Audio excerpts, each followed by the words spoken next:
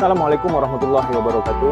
Alhamdulillahirabbil alamin. Bersyukur kita kepada Allah Subhanahu wa taala dan berselawat kita kepada Rasulullah sallallahu alaihi wasallam dengan lafaz Allahumma sholli ala sayyidina Muhammad wa ala ali sayyidina Muhammad.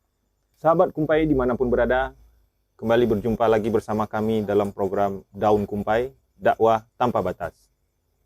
Pada bulan suci Ramadan tahun 1442 Hijrah ini, alangkah baiknya kita meningkatkan amalan dan ketakwaan kita kepada Allah Subhanahu wa taala agar kita bisa mencapai predikat hamba yang dicintai. Oleh karena itu, pada kesempatan kali ini kita kembali kedatangan Ustadz muda, Ustadz energik, yakni Ustadz Heldi Yuriando Attibawani. Assalamualaikum Ustadz. Waalaikumsalam warahmatullahi wabarakatuh. Insyaallah sehat ya Ustadz ya. Alhamdulillah sehat. Semoga kita dalam lindungan Allah Subhanahu wa taala dan insyaallah. puasanya dilancarkan oleh Allah Subhanahu wa taala. Jadi begini Ustadz, kiat-kiat apa saja dan amalan-amalan apa saja yang bisa kita lakukan di bulan suci Ramadan ini agar kita bisa mencapai kecintaan Allah? Masya Allah. Terima kasih, pertanyaan yang sangat bagus. Bismillahirrahmanirrahim. Assalamualaikum warahmatullahi wabarakatuh. Alhamdulillahillazi hadana li hadza wa ma kunna linahtadiya laula an hadanallah. Asyhadu an la ilaha illallah wahdahu la syarikalah wa asyhadu anna Muhammadan abduhu wa rasuluh. Allahumma shalli wa sallim wa barik ala sayyidina Muhammad wa ala ali sayyidina Muhammad. Sidang pendengar yang dimuliakan oleh Allah Subhanahu wa taala. Semoga kita hari ini bisa menikmati, menahan dahaga dan lapar untuk mendapatkan kecintaan Allah Subhanahu wa taala. Oleh karena itu, tema yang kita bahas pada menjelang berbuka kali ini yaitu orang-orang yang dicintai oleh Allah Subhanahu wa taala. Kisah ini berasal dari sebuah hadis Rasulullah sallallahu alaihi wasallam. Hadis ini diceritakan oleh Abdullah ibnu Mas'ud. Kita sering kenal dengan sebutan Ibnu Mas'ud, adalah seorang sahabat yang begitu populer di zaman Rasulullah. Umurnya sangat dipanjangkan. Abdullah ibnu Mas'ud ini hidup di zaman Rasulullah. Rasulullah meninggal, hidup di zaman Abu Bakar Siddiq. Abu Bakar Siddiq meninggal, hidup di zaman Umar bin Khattab.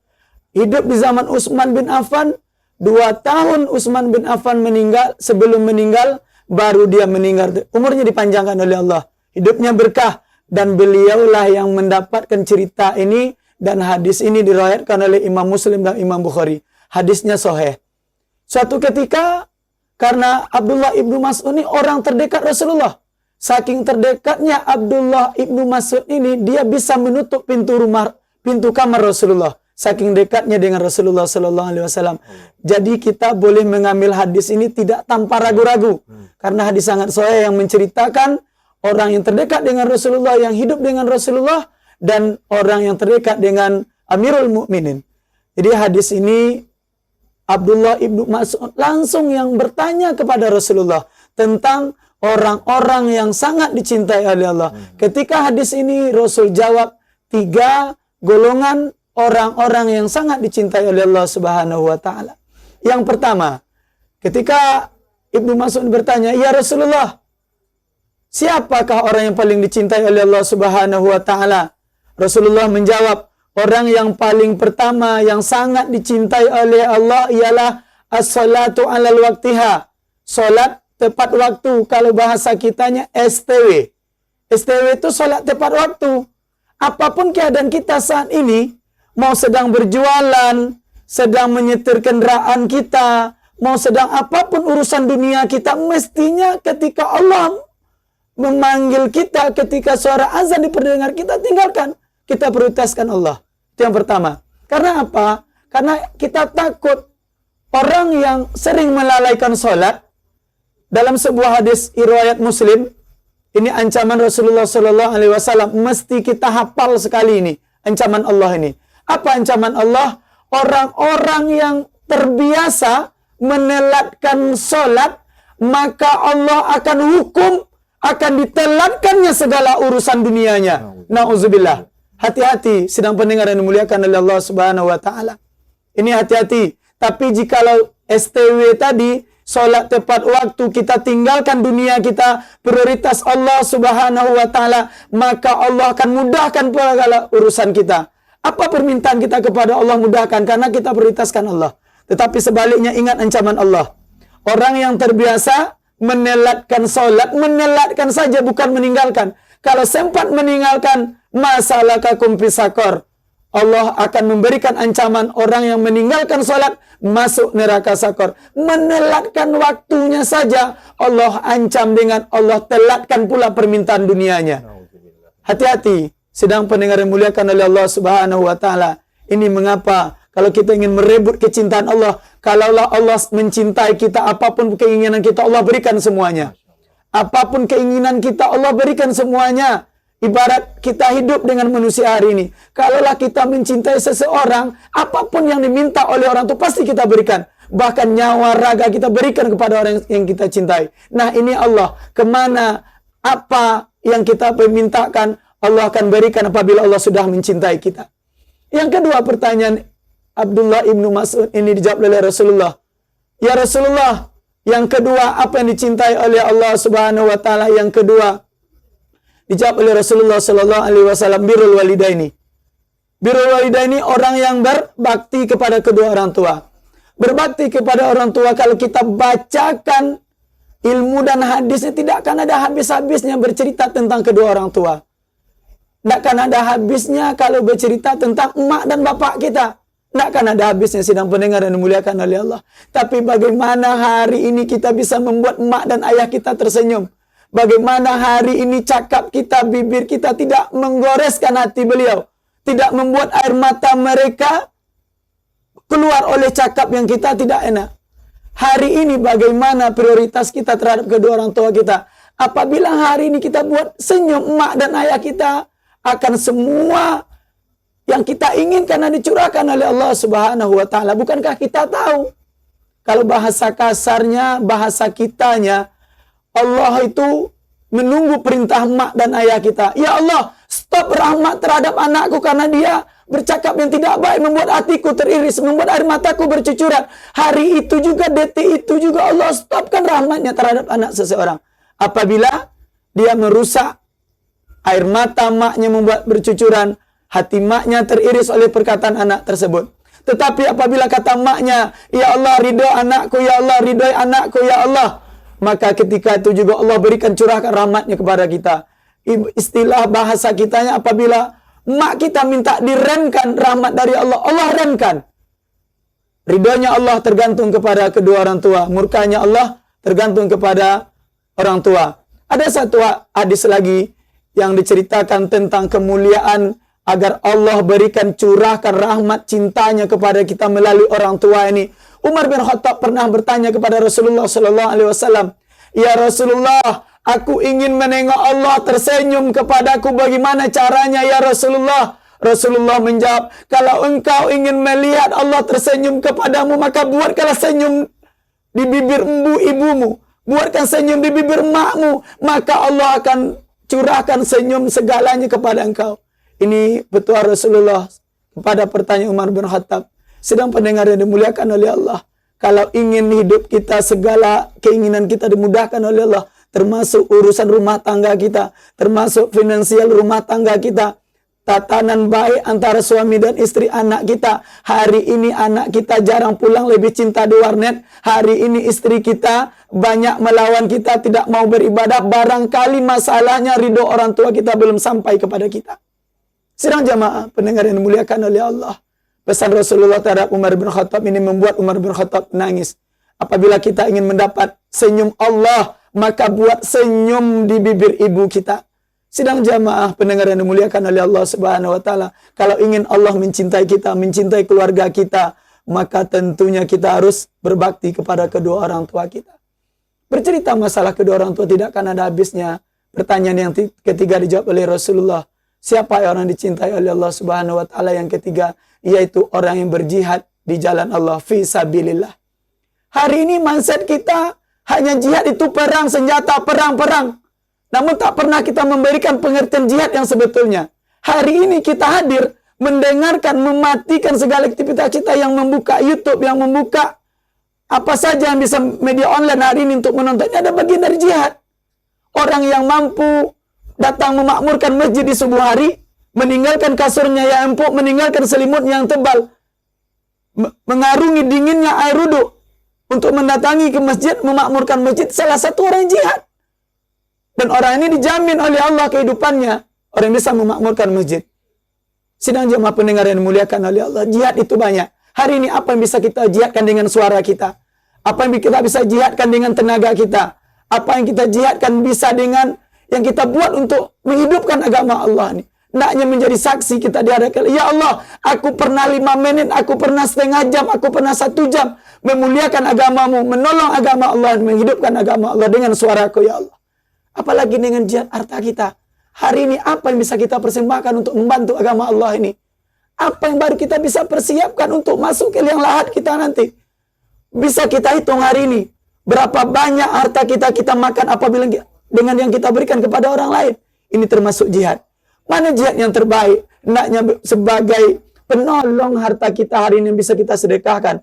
Ketika kita masuk dalam kubur nanti, kita tidak termasuk orang yang merugi yang dijanjikan oleh Allah dalam Al-Quran.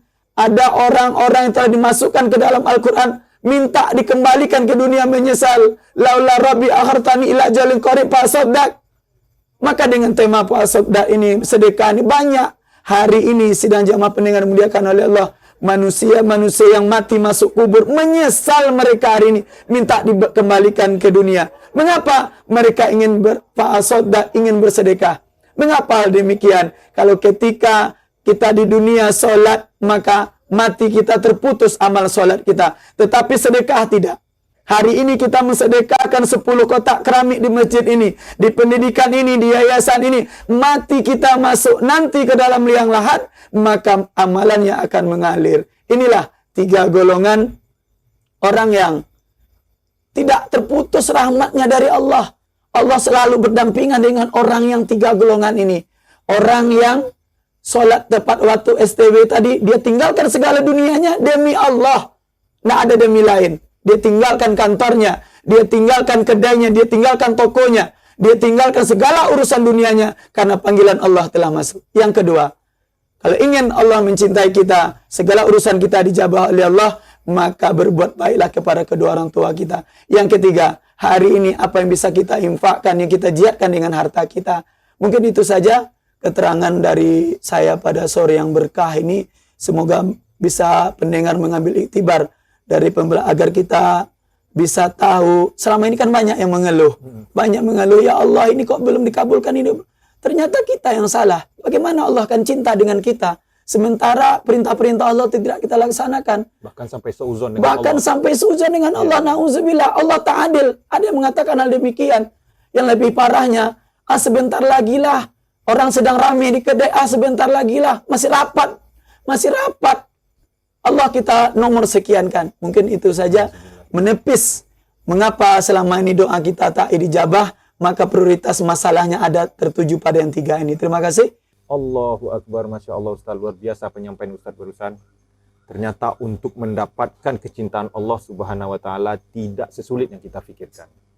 Namun untuk itu, sembari kita menunggu waktu berbuka puasa yang sebentar lagi kita akan berbuka, izinkan saya untuk bertanya beberapa hal Ustaz tentang kiat-kiat mencapai kecintaan Allah. Yang pertama adalah STW, sholat tepat waktu. Sholat tepat waktu yang bagaimana? Yang dikehendaki oleh Allah. Apakah sholat tepat waktu berjamaah, atau sholat tepat waktu di saat azan kita langsung sholat sendiri-sendiri di rumah, dan bahkan bagaimana dengan kondisi saudara-saudara kita yang akan melakukan perjalanan jauh. Kebetulan sekarang ini bulan suci Ramadan. Dan biasanya dalam bulan suci Ramadan ini ada perjalanan khusus, yaitu mudik bagi orang yang perantau. Jadi bagaimana menurut Ustaz 3 poin yang saya pertanyakan ini? Silakan Ustaz. Oke, terima kasih sahabat kumpai yang dimuliakan oleh Allah Subhanahu wa Ta'ala. Tentunya ada bagian-bagian tersendiri. Laki-laki mestinya konteksnya dalam dakwah untuk sholat ini mestinya berjamaah. Ya. Bagaimana cara dia menyikapi waktu ini bisa prioritaskan untuk Allah ketika masuk waktu sholat. Kalau untuk perempuan, apapun yang ia sedang kerjakan ketika itu, mau sedang menyapu, dia ditinggalkan yang dia sapu. Mau sedang menggosok, ditinggalkan gosok. Sholat dulu di rumahnya. Baik. Ini masalah tentang prioritas kita tepat sholat pada waktu tersebut, STW tadi. Jadi bagaimana cara dengan kita yang menghadapi di bulan Ramadan ini yang sedang berpergian. Bahkan sampai mudik besok insyaallah Lebaran. Kalau tidak terlalu diketatkan. Ya, baik. Ya kita mesti ada ilmu sebetulnya dalam sebuah perjalanan untuk menata sholat kita. Agar tidak telat, agar tidak tertinggal. Bagaimana kan sudah diajarkan oleh Rasulullah jamak qasornya. Ya kalau memang hari ini kita menaiki bus menuju ke Medan, sudah bisa dijamak qasar. Kalau memang kita menaikinya jam 4, berarti di zuhurnya bisa. Sholat zuhur kita 4 rakaat, setelah itu jamak qasar, asarnya 2 rakaat. Jadi asar kita tidak ketinggalan. Ada rukhsah, ada keringanan diberikan oleh Allah dan Rasulnya. Jadi tidak, agama Islam ini tidak mudah, tapi tidak dimudah-mudahkan. Agama ini mudah, tapi tidak dimudah-mudahkan. Bagaimana dengan sholat isya kita? Tentunya kalian tidak dapat berhenti maghrib nanti. Di mana dia berhenti isyanya? Berhenti isya bisa dijamak takhirkan maghribnya. Ada semua diaturkan oleh Rasulullah SAW. Jangan semerta-merta kita ini menghadapi sebuah perjalanan, anak bisa sholat. Ada waktu yang telah diatur oleh Rasulnya untuk menghadapi kita dalam berpergian tersebut. Jangan gampangan. Jangan gampangan, sedikit dalam sebuah perjalanan tinggalkan sholat. Atau ada juga yang mempertanyakan, semestinya dia menjamak qasar dekat, istilahnya bisa kita ke Pekanbaru, belum bisa dijamak qasar atau gimana. Tapi dalam sebuah perjalanan yang panjang disunnahkan jamak qasar. Karena kita takut nanti tumbuh sesuatu hal di jalan. Sementara kita dalam perjalanan sudah merutikan ke situ, tapi kita ada dapat masalah di jalan.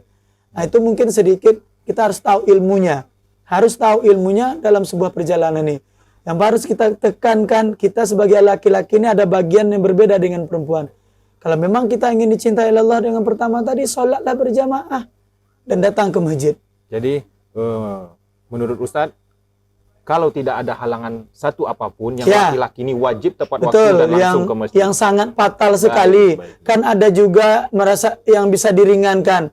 Kita tidak tahu pas waktu asar ada tamu kita datang. Nak mengusir nak mungkin, atau pemilik kita yang datang. Nah, Ustadz menyinggung tentang masalah tamu. Di saat kita kedatangan tamu, apakah boleh kita menunda sholat sesaat? Menunda dengan bahasa yang baik.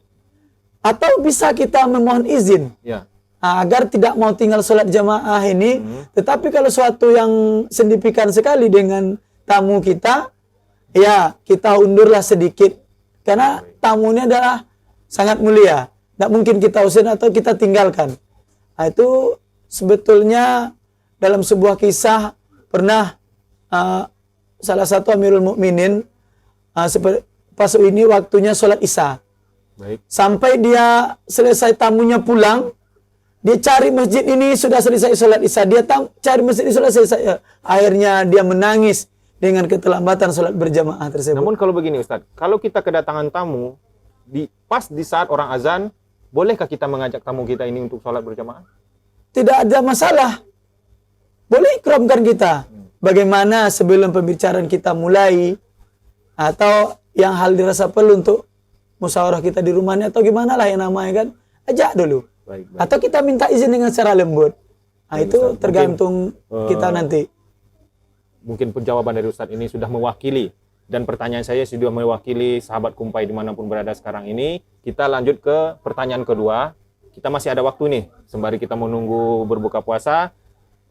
Yang kedua, kiat-kiat kita mencapai kecintaan Allah adalah orang yang berbakti kepada orang tua. Nah, berbakti kepada orang tua ini, apa-apa saja yang bisa kita lakukan untuk bisa berbakti kepada orang tua, Ustaz? Ada sebuah cerita terkenal, namanya Juraid. Juraid ini ahli ibadah. Saking ahli ibadahnya dia, dibuatnya sebuah gubuk, sebuah tempat beribadah dia. Saking dia taatnya kepada Allah, ketika dia sholat, maknya memanggil, tidak dihiraukannya. Dalam pikirannya ketika dia sholat dulu apa mak dulu, akhirnya ditinggalkannya maknya. Sampai 3 kali maknya memanggil. Sampai 3 kali maknya memanggil, dia masih menggerutu seperti itu. Mak dulu, ibu dulu, apa sholat. Dia lanjutkan sholat, ditinggalkan, diabaikannya panggilan maknya di luar pintu sana.